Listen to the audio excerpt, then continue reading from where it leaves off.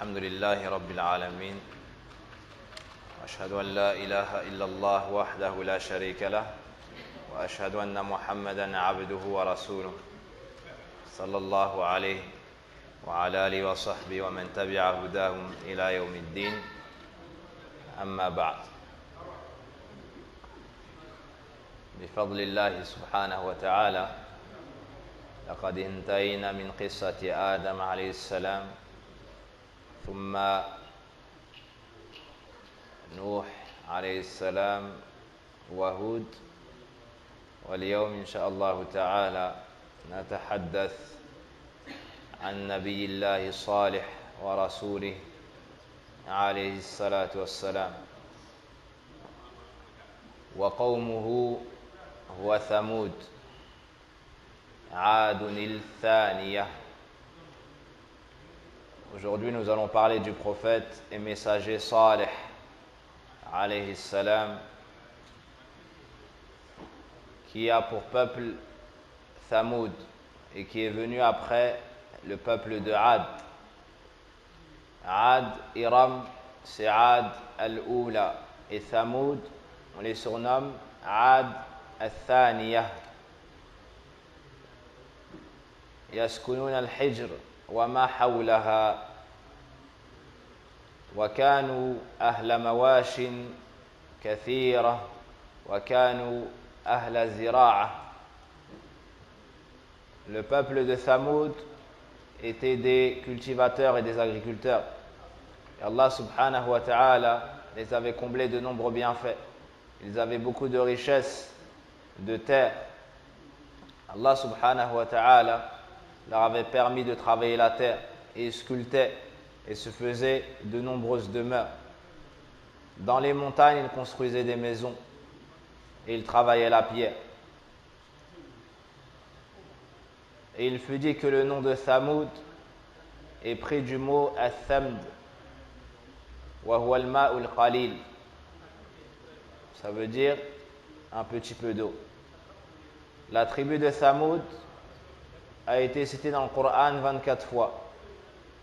Et on les cite également dans le Coran avec une autre appellation, c'est Ashabul Hijr.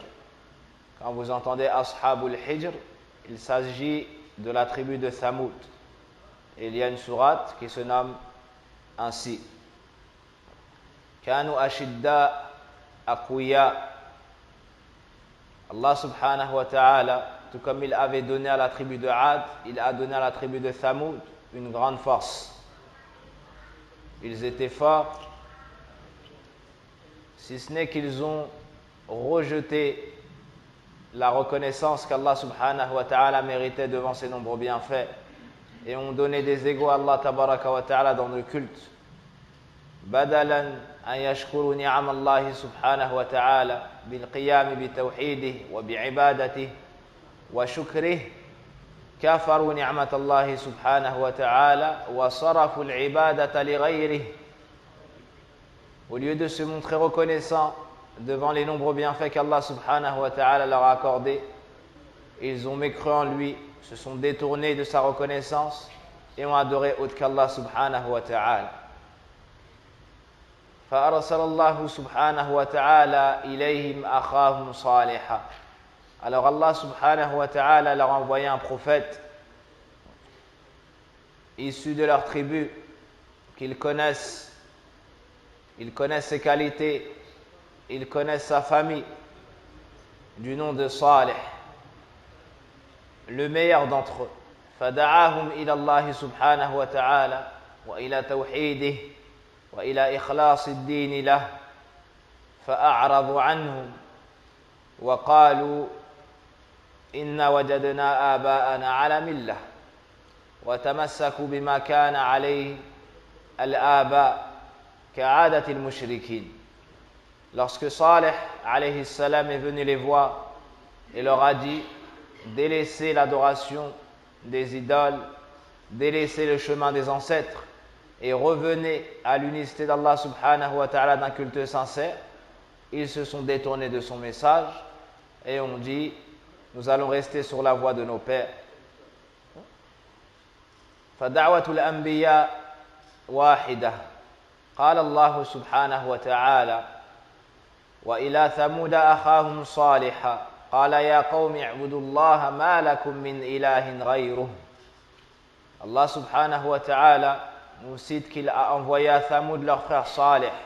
Ô mon peuple, adorez Allah, vous n'avez pas d'autre divinité en dehors de lui. فدعوة الأنبياء واحدة وأصل الملة واحدة وأساس الدين واحد وهو توحيد الله رب العالمين. على هذا أسست الدعوة. قال الله ولقد بعثنا في كل أمة رسولا أن اعبدوا الله واجتنبوا الطاغوت. Voici le prêche de l'ensemble des prophètes et messagers, la ilaha illallah. C'est sur cela que la voie a été fondée. Allah subhanahu wa ta'ala nous dit dans son livre, nous avons envoyé dans chaque communauté un messager pour leur dire, n'adorez que Allah et éloignez-vous de ce qui est adoré, de ce qui est adoré en dehors de lui. فأقام عليهم الحجة على أن الله سبحانه وتعالى هو المعبود الحق لا شريك له ولم يقبلوا واستكبروا. قال الله ولقد أرسلنا إلى ثمود أخاهم صالحا أن اعبدوا الله فإذا هم فريقان يختصمون أي فريق المؤمنين ضد فريق الكافرين. وكالعادة أتباع الرسل الأول والأكثر هم الضعفاء والفقراء. Allah subhanahu wa ta'ala dans une autre sourate, dans sourate An-Naml, nous montre le prêche de Salih, qu'il est venu les appeler à l'unicité d'Allah subhanahu wa ta'ala dans le culte. Puis Allah nous dit, ils se sont divisés en deux groupes. C'est-à-dire le parti des croyants, ceux qui ont cru en l'unicité d'Allah ont suivi Salih. Ceux-là sont les bienheureux, ceux qui seront sauvés par Allah subhanahu wa ta'ala. Le deuxième groupe, le parti des mécréants, ceux qui ont rejeté les paroles de Salih, l'unicité d'Allah azza wa jal, et ont refusé de le suivre. Et la plupart du temps, les premiers suiveurs et les plus nombreux des prophètes sont les pauvres et les faibles. Comme dans Qissatu Hiraql, dans l'histoire de Hiraql avec Abu Sufyan, lorsqu'il a demandé qui sont ses suiveurs. Ils ont répondu les faibles et les pauvres. À la fin, Hiraql a dit c'est toujours ainsi. C'est toujours ainsi. Pourquoi les pauvres et les faibles? Car ils ont l'habitude de recevoir des ordres. Car ils ont moins d'orgueil que celui qui dirige les gens, qui a du pouvoir et qui a des richesses.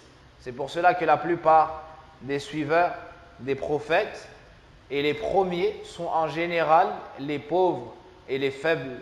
Celui qui a eu l'habitude de commander toute sa vie, lorsque tu lui ordonnes de se soumettre, c'est difficile pour lui. Mais celui qui a eu l'habitude de recevoir des ordres, il a reçu ces ordres des créatures d'Allah azza wa jal. Alors lorsqu'on lui donne un ordre et qu'on lui dit que ça vient de son Seigneur et du Créateur, cela sans aucun doute est bien plus facile. Contrairement à la personne qui n'a pas eu à recevoir d'ordre durant les années passées. Puis Salih leur a rappelé qu'Allah azza wa jal était leur seul créateur, donc celui qui mérite l'adoration.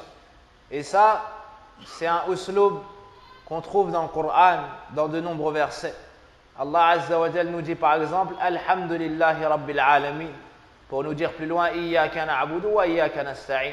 Il nous dit également dans le Coran, et c'est le premier ordre, Ya ayyuhan nas u'budu rabbakum alladhi khalaqakum walladhina min qablikum la'allakum tattaqun. Allah azza wa jal utilise pour réfuter les mécréants et les associateurs, les polythéistes, le fait qu'il soit le seul créateur, donc le seul à mériter entièrement l'adoration.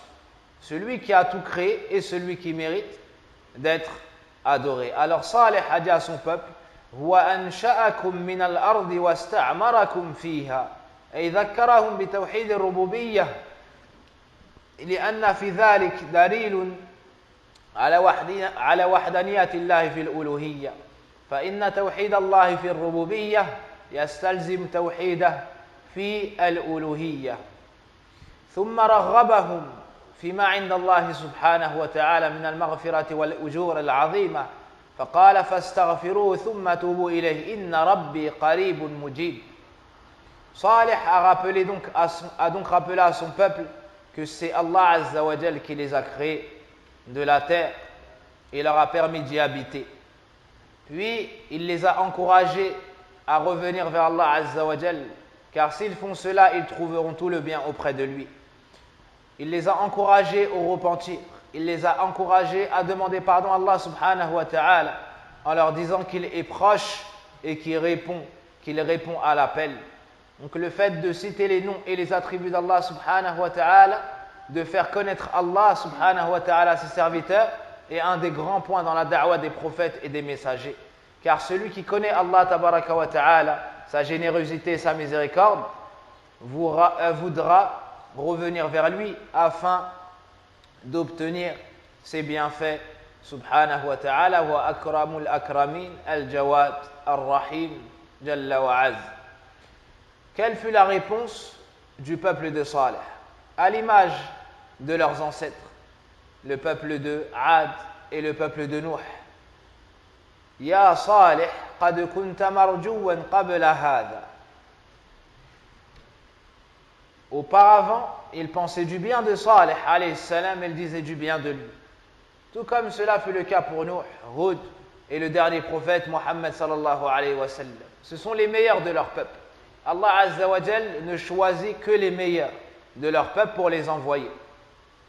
Ici, ils ont dit: oh Salih, on espérait beaucoup de bien de toi.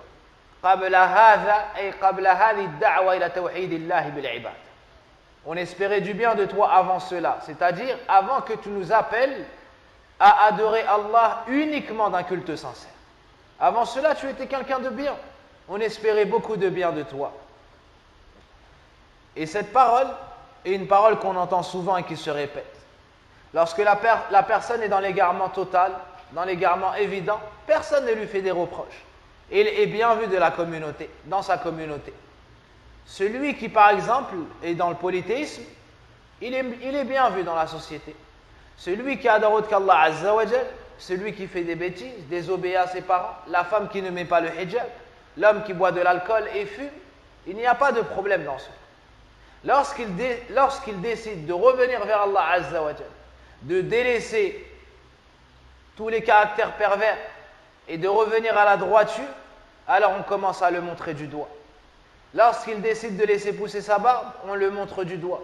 Lorsqu'il décide de préserver ses prières à la mosquée, on le montre du doigt. Et on dit qu'il est extrémiste et tous les mauvaises paroles.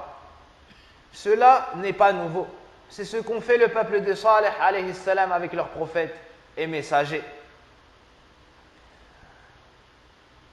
Et parmi les choses les plus étonnantes que nous voyons, concernant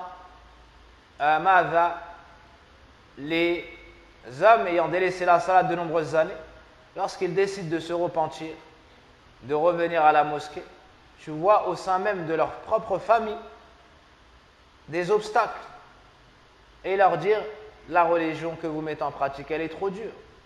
Pourquoi est-ce que tu mets ce vêtement? Et pourquoi est-ce que tu laisses pousser ta barbe? Et pourquoi est-ce que tu vas toujours à la mosquée? Et pourquoi est-ce que tu étudies? Et pourquoi? Wallahi ajib. Ici, c'est un peuple mécréant qui s'exprime. Mais lorsque tu vois dans une famille musulmane que les ennemis du musulman sont sa propre famille, il y a de quoi se poser des questions. Pourquoi? Car ils ont vécu au sein d'une société qui n'a pas accordé de valeur à la religion et à la soumission d'Allah subhanahu wa ta'ala. Et la personne, lorsqu'elle est malade, la personne, lorsqu'elle est morte, elle ne sent pas la douleur de la maladie. La personne, son cœur est mort, elle ne ressent plus les douleurs. C'est quelqu'un qui est décédé, tu viens pour lui couper un membre, il n'aura pas mal. C'est la même chose pour ceux dont le cœur est mort. Ils ne voient plus les péchés comme étant un mal. Alors que celui qui a le cœur vivant, lorsqu'il voit Allah et lorsqu'il voit la désobéissance d'Allah Azza wa Jal sur la terre, cela lui cause de nombreuses douleurs.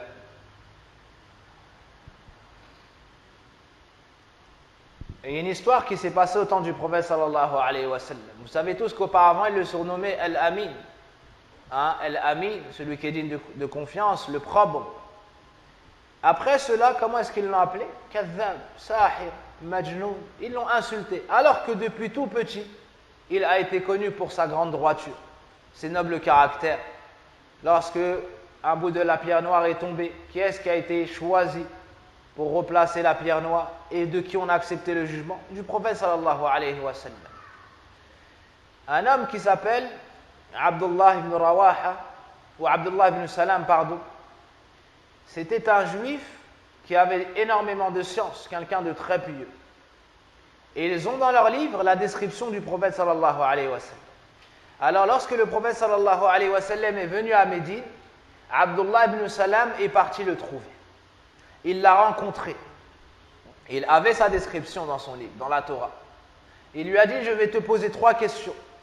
Seul un prophète est capable de répondre à ces questions. Je vais te poser 3 questions. Seul un prophète est capable de répondre à ces 3 questions. Vous allez me chercher les 3 questions pour la semaine prochaine, incha'Allah ta'ala. Voyez? Qui est-ce qui a la réponse? Il lui a posé 3 questions, en lui disant, seul un prophète est capable de répondre à ces 3 questions. Puis, il a questionné le prophète sallallahu alayhi wa sallam. Le prophète sallallahu alayhi wa sallam lui a répondu aux 3 questions. Alors, Abdullah ibn Salam s'est converti à l'islam. Il s'est converti à l'islam. Qui est-ce qui a les 3 questions? Celui qui trouve les 3 questions, je lui offrirai un livre. تفضل.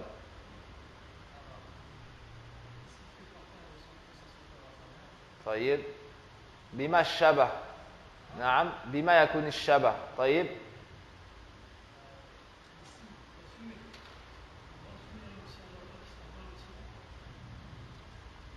j'ai pas bien compris.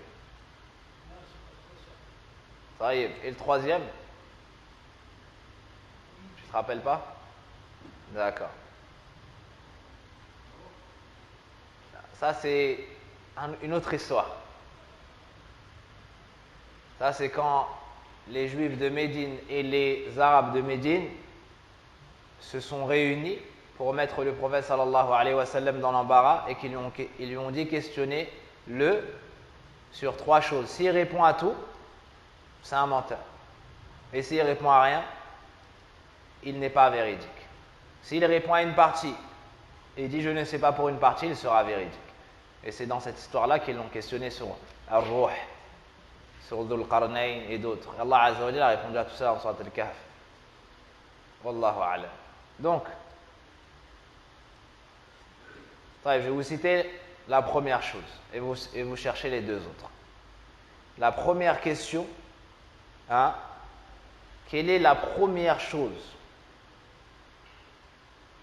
hein, que vont manger les gens lorsqu'ils vont entrer fil Jannah?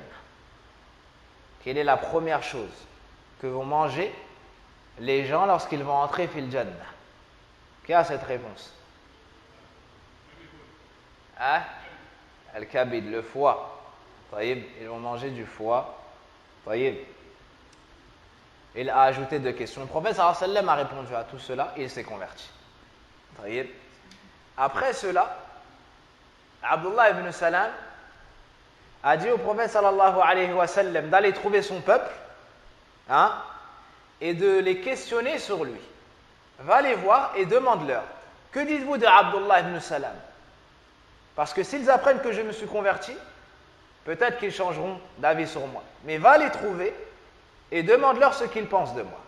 Alors le prophète sallallahu alayhi wa sallam a demandé aux Yahoud, que dites-vous de Abdullah ibn Salam? Ils ont dit Khayruna wa ibn Khayrina. Ils ont dit Abdullah ibn Salam, c'est le meilleur d'entre nous et le fils du meilleur d'entre nous. Celui qui a le plus de qualité, le fils de celui qui avait les meilleures qualités. D'accord? Fa'a'ada alayhim fa'a'ad. Le prophète sallallahu alayhi wa sallam leur a reposé la question. Que dites-vous de Abdullah ibn Salam? Ils ont dit le meilleur d'entre nous, le fils du meilleur d'entre nous. D'accord? Ensuite, Abdullah ibn Salam est sorti. Il était caché.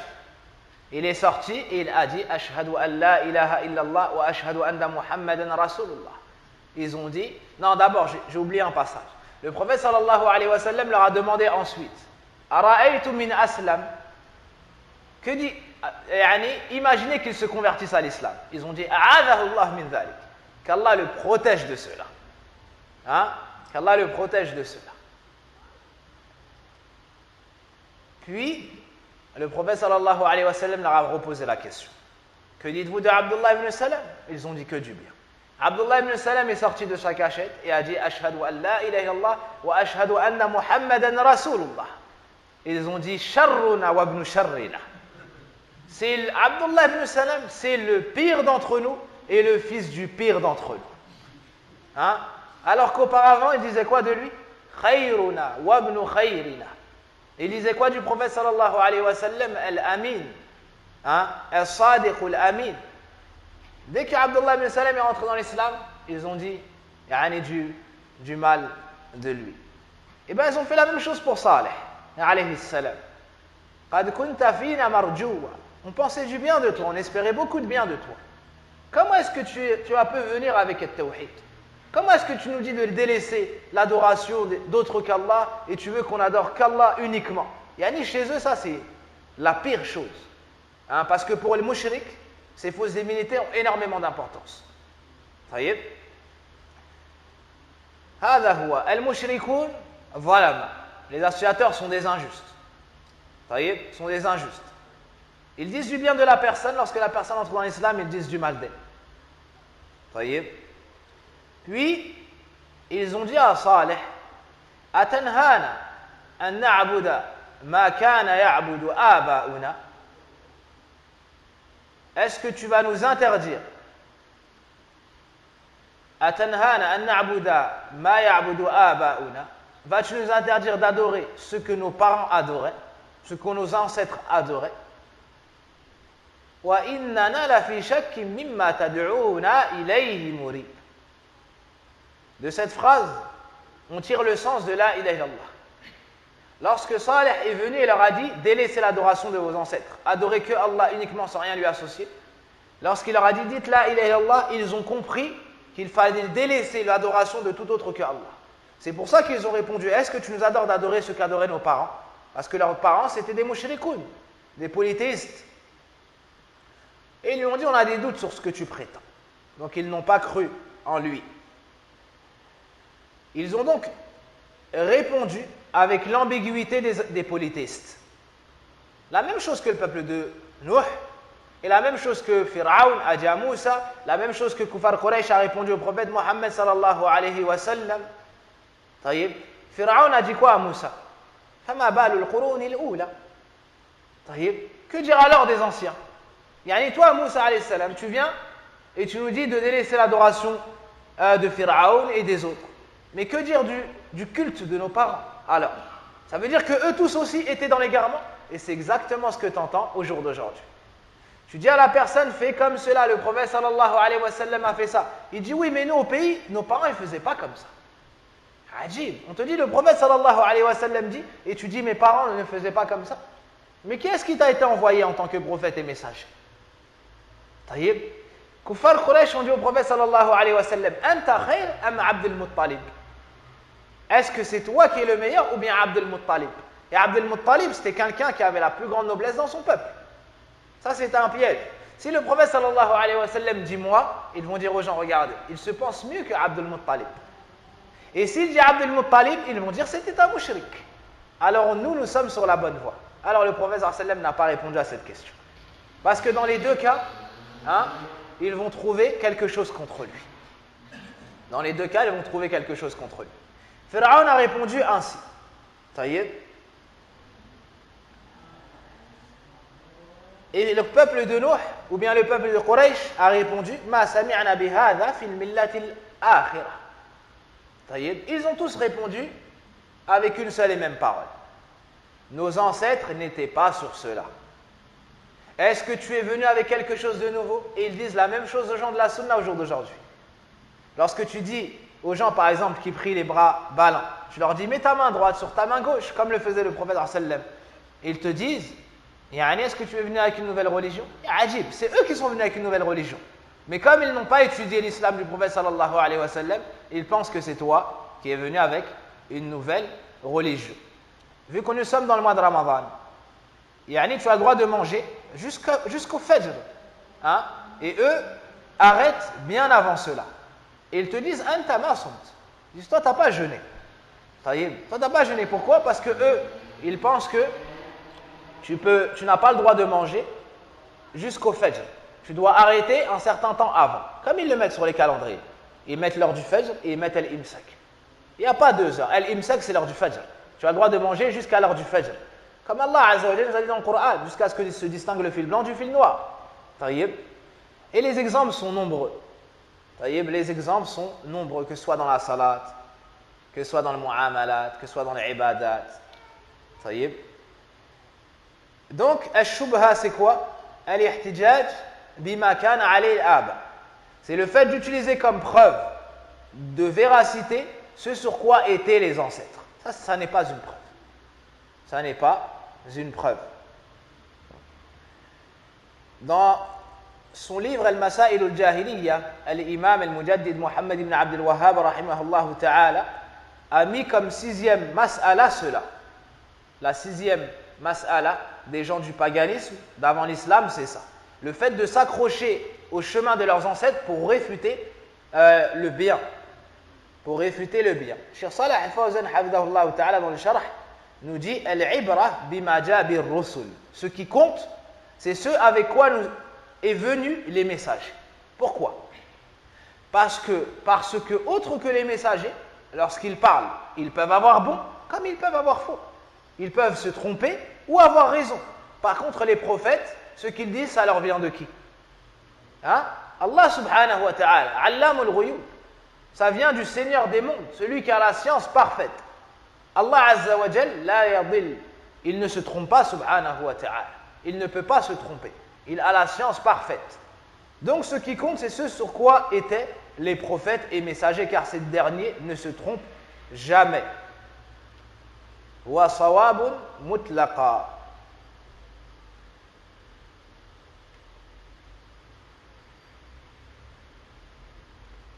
Regardez Abu Talib sur son lit de mort. Le prophète sallallahu alayhi wa sallam l'appelait à la ilaha illallah. Et il y avait avec lui un groupe de personnes qui lui ont dit Atarghabu an millati Abdul Muttalib.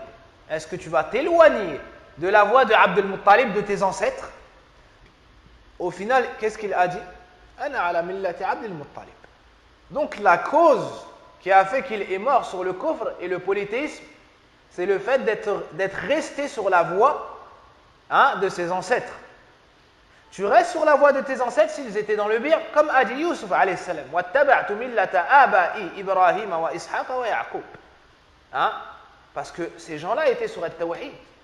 Ces gens-là étaient sur la ilaha illallah. Alors oui, tu restes sur la voie de tes ancêtres s'ils étaient dans le bien. Mais s'ils ne sont pas dans la vérité, tu dois délaisser la voie de tes ancêtres pour la voie des meilleures créatures d'Allah azza wa jal qui sont les prophètes et les messagers.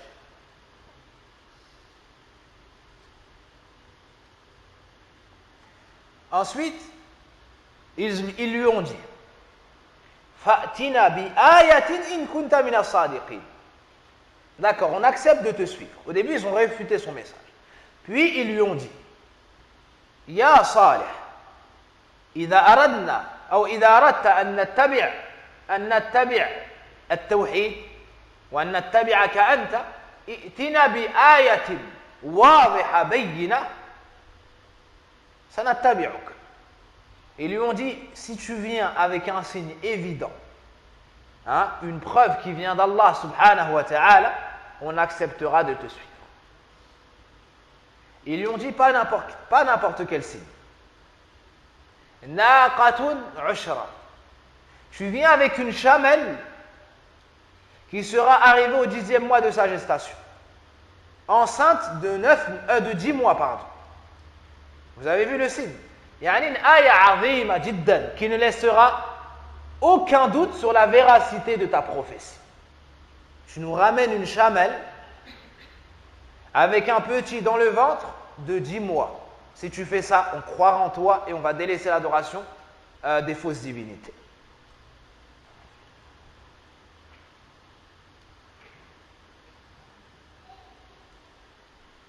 Salih alayhi salam a prié. Salla wa da'allah. Il a prié. Il a demandé à Allah subhanahu wa ta'ala de lui accorder ceci. Il ne s'est pas dit, ils m'ont insulté, ils m'ont manqué de respect, alors je laisse comme ça. Non. Il voulait leur islam. Car ad-da'iya ila Allah azza wa jal, sa niyya, son qasd, son but, c'est de guider les gens vers la ilaha illallah, de guider les gens vers Jannah, vers le paradis.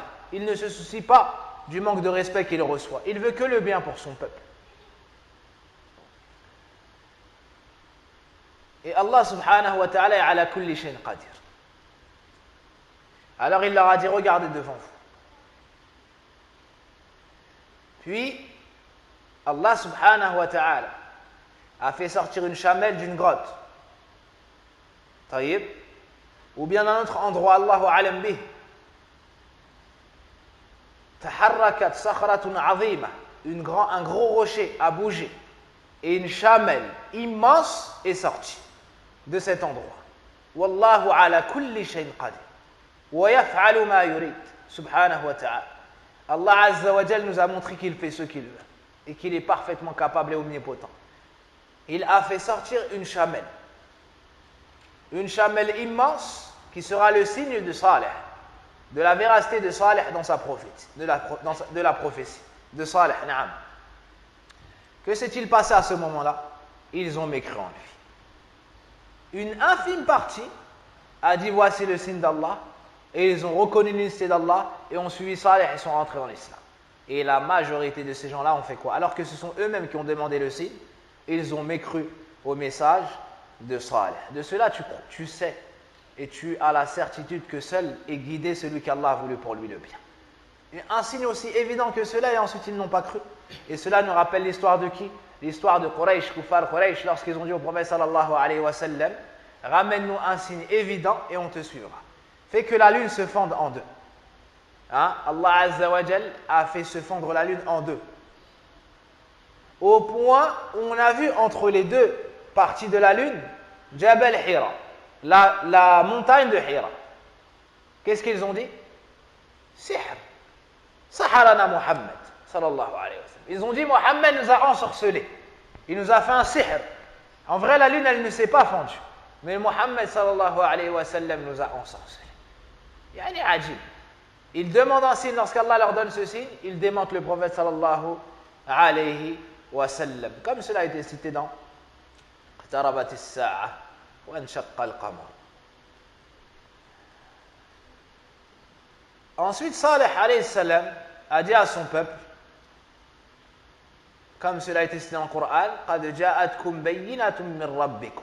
Un signe évident vous est venu de la part de votre Seigneur. هَذِي نَاقَةُ اللَّهِ. Voici la chamelle d'Allah. Ce que vous avez demandé comme signe est devant vous. Voici la chamelle d'Allah. Naqatullah idafatu at-takrim wa at-tashrif. Lakum ayatan fadharuha ta'kul. Laissez-la manger. Fi ardillah wa la tamassuha bisu. Et ne la touchez pas par un quelconque mal. Fayakhudhakum adhabun alim. Sinon vous allez être châtié par un châtiment douloureux. Là c'est dans Suratul A'raf. Dans Suratul Ash-Shu'ara. قال هذه ناقة لها شرب ولكم شرب يوم معلوم. Voici la chamelle. Elle pourra boire un jour et vous pourrez boire un autre jour. Donc Allah Azza wa Jalla a envoyé cette chamelle. Allahu alam min ayn ja'at. Et cette chamelle devait boire un jour. Et eux devaient boire le jour suivant. Et le troisième jour, la chamelle allait boire. Et eux devaient boire le quatrième jour, et ainsi de suite. Mais durant les jours où la chamelle allait boire de l'eau, eux allaient boire des mamelles de la chamelle. C'était une chamelle tellement immense qu'elle avait assez de lait pour abreuver tout le peuple de Salih. Yani c'est ni'ma min Allah Azza wa Jal, cette chamelle. En contrepartie, eux devaient juste la laisser tranquille. Comme a dit Cheikh Abdul Razak Al-Abbad, l'année dernière ou il y a 2 ans, pendant Ramadan, il faisait un cours sur les histoires des prophètes. Et il a dit, la chose la plus étonnante dans leur épreuve, c'est que c'est une chose très simple. il y a une chamelle, laissez-la boire et ne lui faites pas de mal. Voici les preuves. Et en plus, c'est une chamelle qui vient avec beaucoup de baraka et de khayr. Vous allez pouvoir boire, vous allez pouvoir avoir votre subsistance, mais ne la touchez pas avec un mal. Ne la touchez pas avec un mal. Mais le cœur du kafir, il est tellement rempli par les ténèbres et le mal et l'envie de faire le mal qu'ils n'ont pas patienté. Ils n'ont pas accepté ni patienté.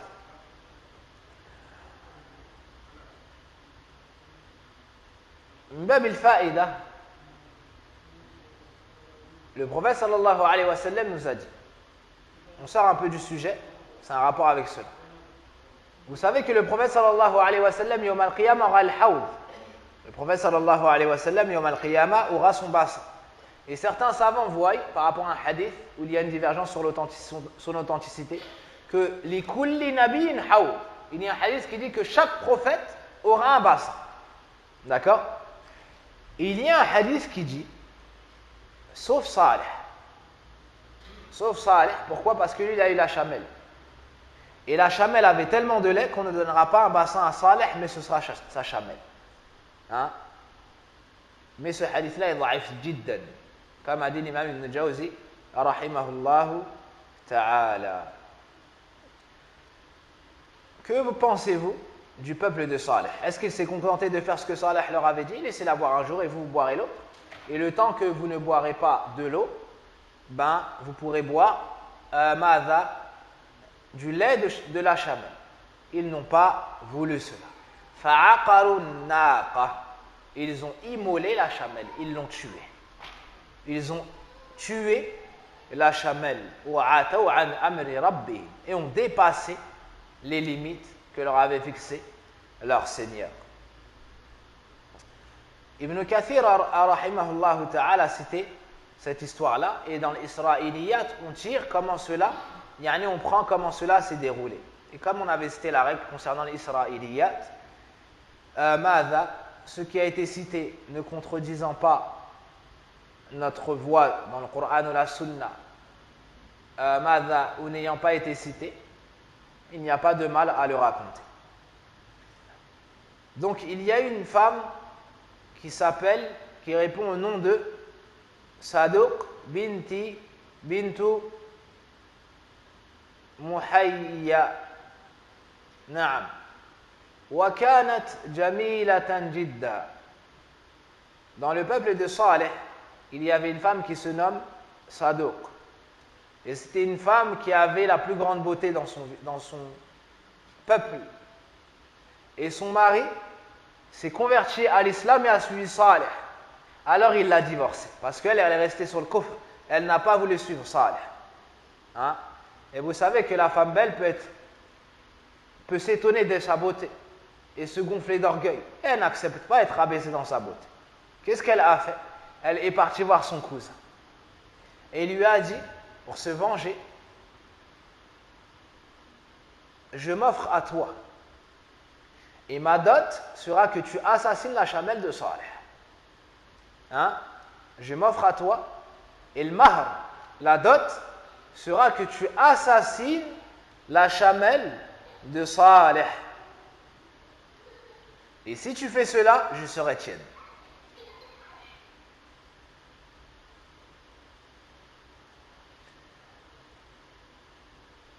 Donc, cet homme s'est exécuté.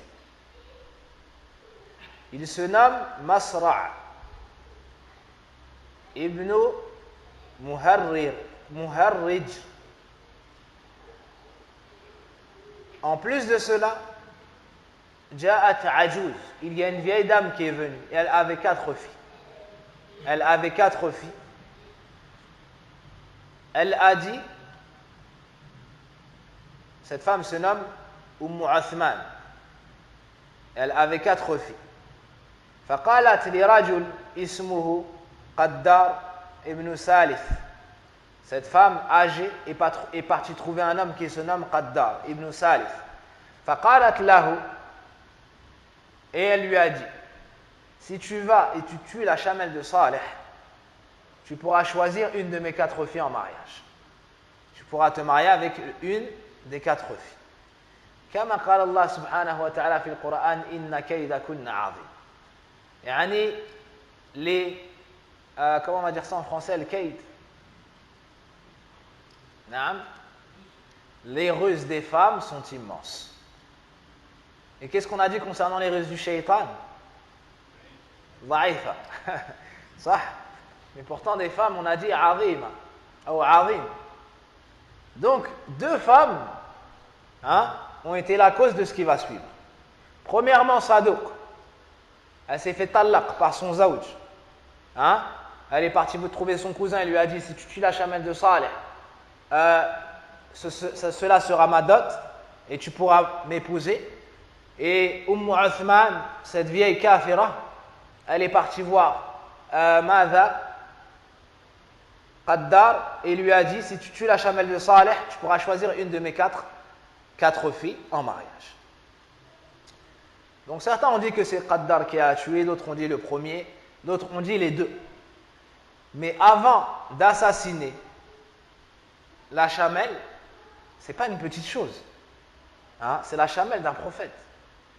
C'est une chose, c'est un grand crime.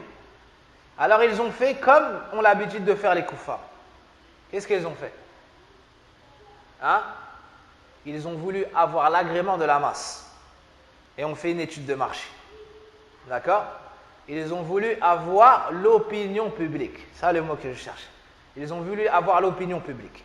Lorsque les kuffars, par exemple, ont attaqué l'Irak, qu'est-ce qu'ils ont fait? Ils sont partis en Irak, ils ont tué des femmes, des enfants comme ça. Ils ne peuvent pas faire ça. Les gens vont dire: vous êtes des criminels. Ils ont dit quoi? Il y a des armes de destruction massive. Il faut trouver quelque chose. Alors qu'eux-mêmes, au final, ont dit: on n'a rien trouvé, mais c'est pas grave, c'est fait maintenant. D'accord? On va ramener maintenant la démocratie. Et c'est ainsi qu'agit les peuples qui ont de la puissance. Ils ne veulent pas faire le mal qui est trop évident. Ils trouvent des choses pour avoir l'opinion publique. Ces deux hommes-là ont fait la même chose. Ils ont tourné dans le peuple de Saleh et ont dit: on veut faire ça, on peut faire ça, qu'est-ce que vous en pensez? Saleh a fait ça, Saleh a fait ça, Saleh a fait ceci, a fait cela. Il nous interdit d'adorer ce qu'adoraient nos ancêtres, et ainsi de suite. Ils ont consulté tout le monde et ils se sont mis d'accord. D'accord? Ils se sont mis d'accord.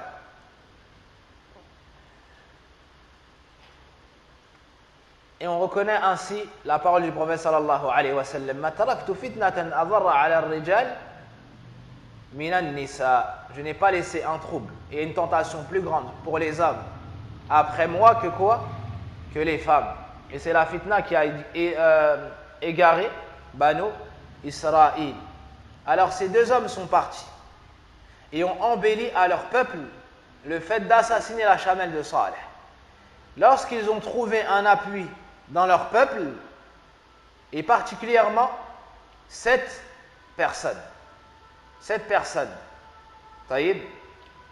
C'est pour cela qu'Allah Azza wa Jal nous dit qu'ils ont été au nombre de 9. Tis'atu raht. Un groupe de 9. وَكَانَ فِي الْمَدِينَةِ تِسْعَةُ رَهْطٍ يُفْسِدُونَ فِي الْأَرْضِ وَلَا يُصْلِحُونَ. Lorsqu'Allah Azza wa Jal en Surat An-Naml nous parle de ce groupe-là, de 9 personnes, il s'agit de cette histoire de la chamelle de Saleh, l'assassinat de la chamelle de Saleh. فَانْطَلَقُوا إِلَى النَّاقَةِ. Donc ils sont partis et ont pris la chamelle. Le premier l'a visé avec une flèche et le deuxième avec son épée. Et ils ont donc assassiné la chamelle. C'est pour ça qu'Allah a cité au pluriel فَعَقَرُوهَا. Ils l'ont tué. Pourtant, ce n'est pas tout le peuple qui l'a tué. Mais ils se sont consultés et sont tombés d'accord. Et de cela, on tire une grande faïda. C'est quoi? C'est lorsqu'il y a une personne qui fait le mal, mais que les gens sont satisfaits, ils ont tous le même péché. Ils ont tous le même péché.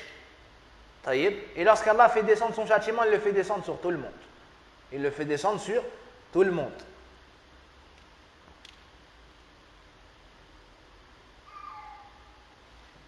Et je vous ai dit que cette chamelle, lorsqu'elle a été envoyée, elle avait un enfant de 10 mois dans le ventre. Un petit de 10 mois plutôt dans le ventre. Entre-temps, elle a mis bas. Donc certains ont dit qu'ils ont tué également son petit.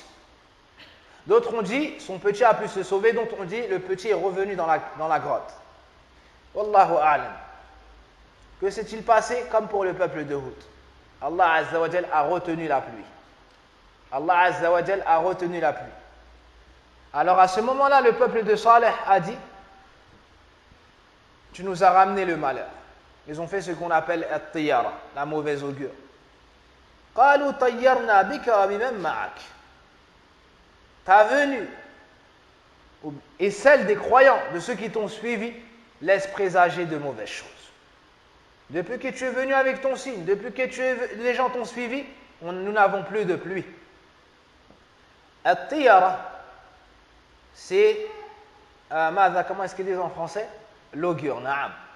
Comme par exemple, lorsqu'on voit un chat noir, ça va ramener un malheur, celui qui se lève du pied gauche, celui qui a marché dans une impureté, celui qui est passé sous une échelle. Comment est-ce qu'on appelle ça en arabe? At-tiyara. D'accord? Les Arabes avaient cette chose-là. Lorsqu'ils voyaient les oiseaux voler d'une certaine manière, ou lorsqu'ils se retrouvaient dans le mois de Safar, ou bien lorsqu'ils voyaient une couleur, ou lorsqu'ils voyaient telle chose, ben ils disaient, il va nous arriver un malheur. Et cela, c'est du shirk. Ça, c'est du shirk. Il n'y a que Allah Azza wa Jal qui décide du bien ou du mal qui va te toucher. Et le shirk, dans cela, se divise en deux. Ça peut être du polythéisme akbar, Ashirkul Akbar, ou bien Ashirkul Asghar. C'est du shirk akbar dans quel cas? C'est du shirk akbar dans le cas où la personne voit une chose et dit, à cause de ça, il va nous arriver ça. C'est cette chose qui va nous faire ça. Ça, c'est du shirk akbar, la personne sort de l'islam. Mais si la personne dit, c'est une cause pour qu'Allah fasse cela, c'est du shirk asghar. C'est du petit polythéisme. Par exemple, celui qui voit un chat noir et dit, par la cause de ce chat noir, Allah va nous donner un malheur. Il ne sort pas de l'islam, mais il a fait du polythéisme. Pourquoi il a fait du polythéisme? Parce qu'il a fait du chat noir une cause de malheur alors qu'il n'en est rien. Allah ne nous a pas informé que le chat noir nous ramène le malheur.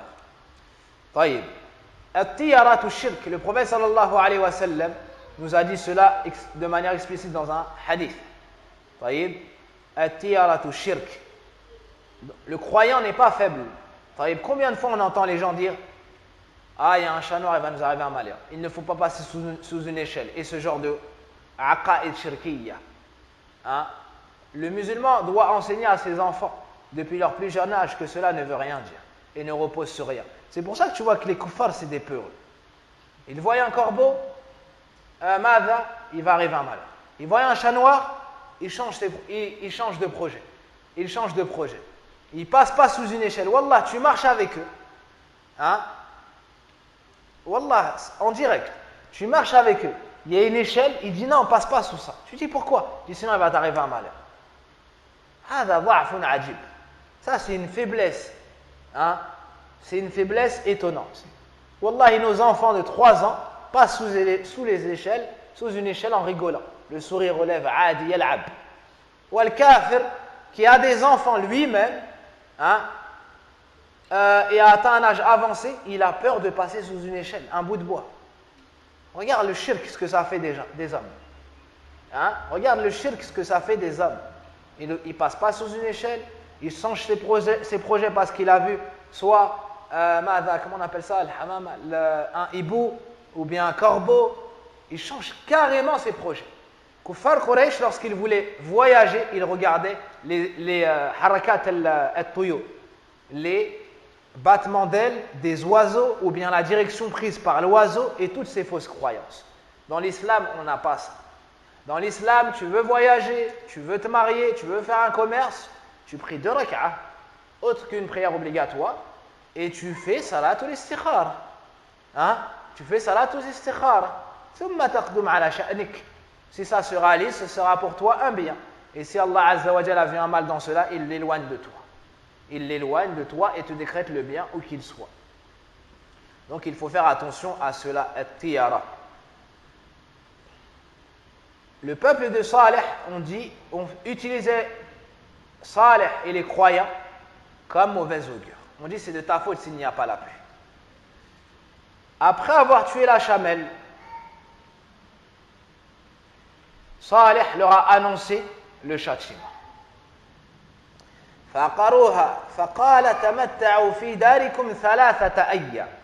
Il les a menacés et leur a annoncé le châtiment. Ils ont donc tué la chamelle. Il leur a dit immédiatement après, je vous laisse 3 jours. Faites-vous plaisir durant ces 3 jours. Ensuite, vous allez voir. Ensuite, vous allez voir. Ce jour-là, c'était un dimanche. Donc, il y a eu le dimanche, le lundi, le mardi, le mercredi. Arrivé au jeudi, que s'est-il passé? فَأَصْبَحُوا فَإِذَا وُجُوهُمْ مُسْفَرَّةٌ. Lorsqu'ils se sont réveillés le jeudi, ils avaient tous le visage jaune. Le lendemain, vendredi, ils ont tous eu le visage rouge. Muhmarra. Wa yawm as-sabt muswadda. Ils ont tous eu le visage noir. Le châtiment a commencé ainsi. 3 jours après, ils ont eu le visage jaune. Le lendemain, le visage rouge. Le surlendemain, le visage noir. Thumma ashraqat ash-shams. Ensuite, le dimanche, donc une semaine pile après la menace de Saleh, le soleil est venu. وَعَمَّهُمْ بِالْعَذَابِ. Et le châtiment s'est présenté à eux. Ils ont eu 3 châtiments en même temps. Le premier châtiment, جَاءَ مِنَ السَّمَاءِ وَالثَّانِي مِنَ السَّمَاءِ وَالثَّالِث مِنَ الْأَرْضِ. Les 2 premiers châtiments sont venus d'en haut et le dernier est venu du sol. Et tout cela en même temps. Et l'histoire se répète. Comme cela a été le cas pour Nuh, le cas pour Hud, Allah Azza wa Jalla leur a laissé un répit. Ils n'ont pas cru en Allah, ne l'ont pas unifié d'un culte sincère, ont démenti leur prophète, se sont moqués de lui, le châtiment est venu. وَلَا تَحْسَبَنَّ اللَّهَ غَافِلًا عَمَّا يَعْمَلُ الظَّالِمُونَ. Que s'est-il passé? Le premier châtiment, as-sayha, un cri venant du ciel. فَأَخَذَتْهُمُ الصَّيْحَةُ. Donc, le cri les a saisis. Il y a eu un grand cri accompagné de la descente des anges qui est venu arracher leurs âmes. Avec ce cri-là, la terre s'est mise à trembler. Et il y a eu des éclairs. Donc il y a eu un cri et des éclairs qui est tombé du ciel. La terre s'est mise à trembler. Il y a eu un tremblement de terre. Et les anges sont venus pour leur arracher leurs âmes. كل هذا في نفس الوقت فأخذتهم الرجفة dans Surat Al-A'raf. À la fin de tout cela, Allah Azza wa Jalla. Donc, il y a eu quoi? Un cri du ciel. Avec cela, des éclairs. Et avec cela, la terre s'est mise à trembler. فأخذتهم صاعقة العذاب الهون. Allah Azza wa Jalla nous dit également que l'éclair les a châtiés et les a humiliés. Au même moment, comme ça a été cité dans Surat Al-A'raf, فأخذتهم الرجفة. La terre s'est mise à trembler. À la fin de tout cela, Allah Azza wa Jalla nous dit فانظر كيف كان عاقبة مكرهم أنا دمرناهم وقومهم أجمعين. Pourquoi cela? Ils ont essayé, j'ai oublié ce passage, ils ont essayé d'assassiner Saleh. Après avoir assassiné la chamelle, lorsque la pluie a cessé de tomber sur eux, ils ont dit c'est à cause de toi Saleh et de tes suiveurs. C'est à cause de toi qu'on n'avons plus la pluie. Donc, فَمَكَرُوا مَكْرًا وَمَكَرْنَا مَكْرًا. Comme Allah nous dit dans Surat An-Naml, ils ont essayé de ruser et de faire un plan, un stratagème contre Saleh. Mais Saleh avait sa tribu avec lui et des gens qui l'ont suivi. Donc ils ne pouvaient pas venir le tuer ainsi. Qu'est-ce qu'ils se sont dit? Taqasamu billah. Ils se sont réunis et ont juré entre eux pour être sûr que personne ne fasse marche arrière. Ils ont juré entre eux de assassiner Saleh dans la nuit, lui et ses suiveurs. Et Allah Azza wa Jalla nous dit qu'ils ont essayé de ruser ou de faire de ce stratagème, mais Allah Azza wa Jalla en fit de même. Au final, c'est Allah Azza wa Jalla qui les a châtiés. Wa makaru makra wa makarna makra. Ici, j'ai une question. Al-makr, est-ce qu'on affirme comme sifat pour Allah Azza wa Jal al-makr ou pas? Hein? Est-ce qu'on dit qu'Allah yamkur ou pas? عقيدة أهل السنة إثبات ما أثبت الله سبحانه وتعالى لنفسه ونفي ما نفى الله سبحانه وتعالى عن نفسه وكذا ما أثبت النبي صلى الله عليه وسلم ونفى. Donc, est-ce qu'on dit qu'Allah yamkur ou pas? Non? Pourquoi? Parce qu'Allah l'a dit? طيب. Ou est-ce qu'on dit qu'Allah ma yamkur? Quelle est une réponse? طيب. Ça s'étudie dans les livres de Aqidah dans Asma wa Sifat. On dit ni l'un ni l'autre mutlaqan. On dit fi tafsil. Al-makr sifatun lillah sifatun muqabala. Comme a dit Ibn Uthaymin rahimahullah ta'ala. Idhan, on affirme sifatul makr pour Allah quand c'est le kamal. Quand est-ce que c'est le kamal? Quand les gens yamkurun. Hein? طيب. On ne va pas développer cette mas'ala qui s'étudie dans les livres de Aqidah, par exemple dans le Qaïd al-Muthlah wa ni'am al-kitab l'Ibn Uthaymin rahimahullah ta'ala. فانظر كيف كان عاقبة مكرهم أن دمرناهم وقومهم أجمعين. Au final, après tout ça, quelle fut la finalité? Allah Azza wa Jalla les a tous exterminés, sauf Salih alayhi salam et ceux qui ont suivi Salih, les croyants. Après tout cela, savez-vous ce qu'a fait Salih? Salih s'est tenu devant eux alors qu'ils étaient tous morts. Et leur a dit alors maintenant, qu'est-ce qui avait raison? Est-ce que vous avez trouvé véridique ce dont je vous avais menacé? Et le prophète sallallahu alayhi wa sallam a fait la même chose quel jour? Hein? À la bataille de Badr. À la bataille de Badr, lorsque fut tué Umayya et Sanadid Quraysh, Ibn Khalaf et d'autres, il leur a dit Hal wajadtum ma wa'ada rabbukum haqqa? Est-ce que vous avez trouvé ce dont vous avez menacé votre Seigneur comme étant vrai ou pas? Parce que nous, on a trouvé la promesse de notre Seigneur comme étant vraie. Alors les compagnons ont dit Ya Rasulallah, est-ce que tu parles à des morts? Alors le prophète sallallahu alayhi wa sallam a répondu ces gens-là, hein, vous n'entendez pas mieux qu'eux au moment où je leur parle. Si ce n'est qu'ils ne peuvent pas répondre. Dans ce moment-là précisément, Allah Azza wa Jalla a permis aux morts d'entendre, mais ils ne pouvaient pas répondre, parce qu'à la base, les morts ne peuvent pas entendre. Comme a dit Allah subhanahu wa ta'ala dans le Coran, et c'est ainsi que se finit la belle histoire de Salih, même si elle n'a pas été racontée de la plus belle manière de ma part, par faiblesse et d'autres imperfections. Wallahu musta'an, wa la hawla wa la quwwata illa billahi al-ali al-azim. ونسأل الله سبحانه وتعالى أن يعيننا على ذكره وشكره وحسن عبادته ونسأله تبارك وتعالى وهو الجواب السميع البصير أن يتقبل منا صيامنا وصلاتنا وصدقاتكم والله أعلم وسبحانك اللهم وبحمدك أشهد أن لا إله إلا أنت أستغفرك وأتوب إليك والحمد لله الذي به تتم الصالحات. La semaine prochaine, nous allons entrer dans les 10 dernières nuits de Ramadan. Donc je ne pense pas que je pourrai assurer le cours, du moins pas l'histoire des prophètes, car cela me fatigue beaucoup, malgré le plaisir que je prends à